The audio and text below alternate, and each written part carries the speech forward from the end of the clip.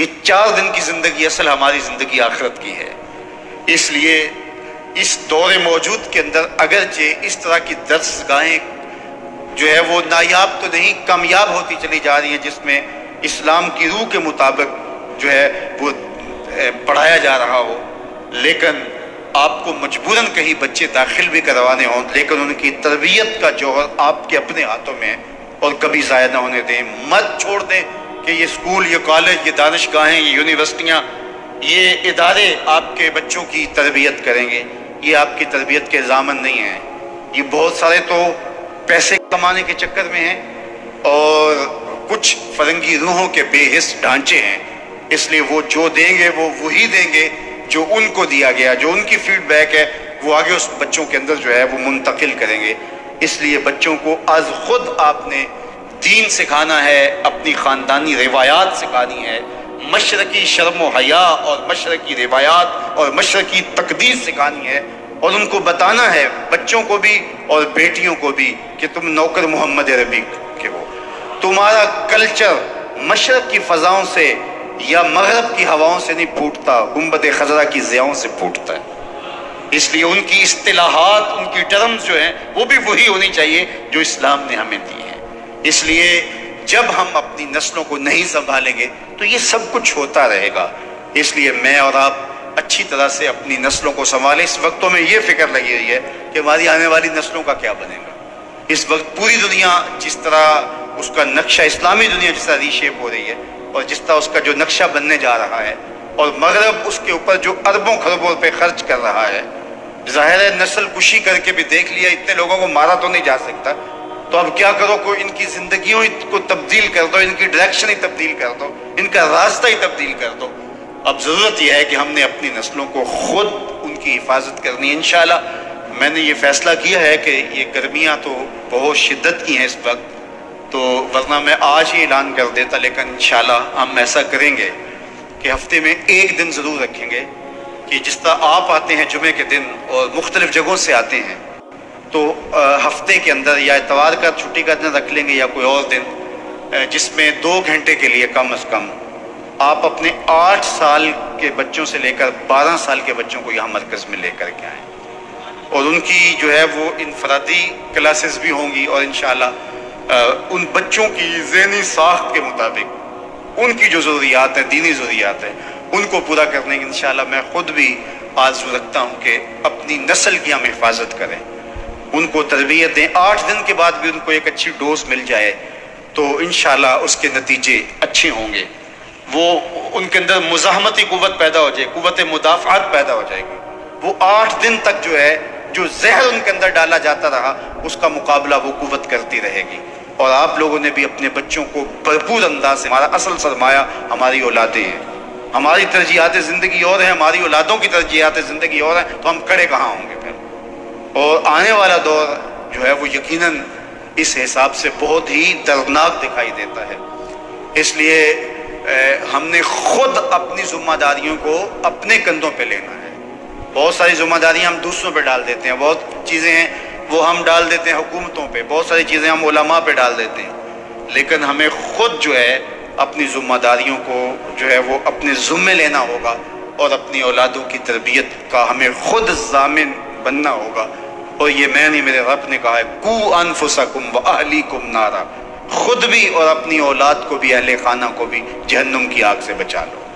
تو یہ میری اور آپ کی ذمہ داری، اور ذمہ داری کو بہر صورت ہم نے نبھانا ہوگا۔ ادارۃ المصطفیٰ، مرکز مصطفیٰ، یہ ایک ایسا پلیٹ فارم ہے جو میری اور آپ کی ضروریات کو پورا کرتا ہے، اور انشاءاللہ میں نے جس طرح کہا تھا کہ آپ لوگوں کے تعاون سے 2019 کے اندر اس کی تکمیل ہوگی، تو پھر انشاءاللہ اس طرح کے تعلیمی منصوبے اور تربیتی منصوبے آپ کے سامنے ترتیب کے ساتھ آتے جائیں گے۔ یہ 5-7 سال تو ہمیں ہوش نہیں آنے دی، جو ہے وہ بھاگ دوڑ نے، اس کے لیے وسائل کو جمع کرنا، اس کی تعمیر و تعمیر میں لگے رہنا، اس کے لیے ذہنی کشمکش، لیکن انشاءاللہ ہم اب اس سے نکل رہے ہیں، تو سارا وقت انشاءاللہ جس مقصد کے لیے یہ ادارہ بنایا ہے، یہ جمعۃ المبارک کا اجتماع، اللہ کے فضل سے میں اللہ کا شکر ادا کرتا ہوں، ایک بہت بڑا تربیتی مرکز بن گیا ہے۔ یہ جمعۃ المبارک سے جو خوراک ملتی ہے، اس کے اثرات روحوں میں سراج کرتے ہیں، اور جو ہے وہ اس معاشرے کے اندر اس کے اثرات شرائط کر رہے ہیں، اور پھر یہ سوشل میڈیا ہماری ٹیم اس پیغام کو، اس میسج کو آگے جس انداز سے پہنچاتی ہے تو لاکھوں نہیں کروڑوں لوگوں تک جو ہے یہ نورانی پیغام پہنچتا ہے اور اس کی برکتیں لوگوں کے روحوں تک اترتی ہے۔ یہ ایک کام ہے، اور اللہ کی بارگاہ میں قبولیت کی دعا ہے، اور اگر قبول ہو جائے اس کی بارگاہ میں تو میں سمجھتا ہوں ہماری قبر کو ٹھنڈا کرنے کے لیے یہ کافی ہے۔ پھر یہاں جو نسل تیار ہو رہی ہے، ایک مستقبل کی قیادت تیار ہو رہی ہے، اس وقت 1500 بچے اور بچیاں ہمارے پاس زیور تعلیم سے آراستہ ہو رہے ہیں، اور جب وہ فارغ ہو کر کے نکلیں گے میدان کے اندر اور ہمارے دست و بازو بنیں گے تو صرف اگر ویسے تو پیچھے سے آتے چلے جائیں گے لیکن صرف 1500 بچے ہی پھیل گئے جس طرح کہ سینکڑوں بچے اس وقت پھیلے ہوئے ہیں، تو آپ بتائیے گا کہ کیا نقشہ ہوگا انشاءاللہ۔ تو ہم نے اپنے حصے کا کام کرنا ہے۔ وہ کیا کسی نے کہا تھا کہ شکوائے ظلمت شب سے تو کہیں بہتر تھا، شکوائے ظلمت شب سے تو کہیں بہتر تھا، اپنے حصے کی کوئی شمع جلاتے جاتے، اپنے حصے کی کوئی شمع جلاتے جاتے۔ تو اپنے حصے کا دیا ضرور جلانا ہے، اپنے حصے کی شمع ضرور روشن کرنی ہے، اپنے حصے کا چراغ ضرور آپ نے دیکھا ہے وہ ننھا سا پرندہ جس نے اپنی پیٹھ پہ لالٹین باندھی ہوئی ہوتی ہے، کیا اسے کہتے ہیں؟ جگنو۔ تو وہ چھوٹا سا ہوتا ہے، اس کے پاس کتنی کو روشنی ہوتی ہے، لیکن میں نے دیکھا جب رات کو اندھیرے پھیلتے ہیں تو وہ چھلانگیں لگاتا پھرتا ہے کہ جتنے اندھیرے کم کر سکوں اتنے تو کم کر سکوں گا نا۔ تو اس لیے آپ کے پاس وہ ننھی سی لالٹین بھی ہدایت کی موجود ہے، تو آپ اس کو لے کر کے ان ظلمتوں میں بھاگیں اور چراغاں کریں۔ حضرت سیدنا علی المرتضیٰ رضی اللہ تعالیٰ عنہ کو خیبر کے موقع پر حضور نے فرمایا تھا کہ اے علی، تیرے بلانے سے، تیری دعوت سے اگر ایک بندہ ہدایت پہ آ جائے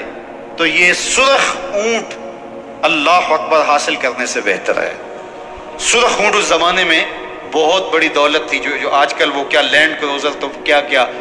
گاڑیوں کے نام ہیں، تو اس زمانے کی لینڈ کروزر آپ کہہ لیجئے وہ سرخ اونٹ ہوتا تھا۔ تو کہا سرخ اونٹ حاصل کرنے سے یہ بہتر ہے کہ تیری وجہ سے، تیری تعلیم سے، تیری ترغیب سے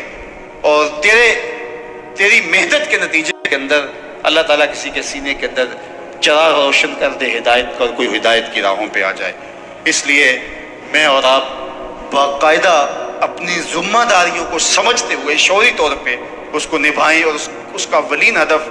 ہماری اپنی اولاد ہونی چاہیے۔ ہم اپنی اولادوں کی تربیت کریں،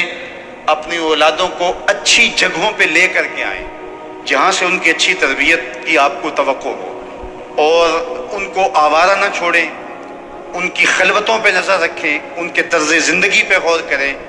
آپ کے سینے میں اولاد کے لیے جو تڑپتا ہوا دل رکھا ہے، وہ دل اس لیے تڑپے کہ ہماری اولاد کو کسی صورت بھی جہنم کی آگ میں نہیں جانا چاہیے، اور جب یہ طے کر لیں گے تو پھر خود بخود راستے ملیں گے۔ اللہ مجھے اور آپ کو اور ہم سب کی اولادوں کو راہ دین پہ مستقیم رکھے۔ کار ما آخر شدو آخر زما کار نشد، مشت خاک ما غبار کوچہ یار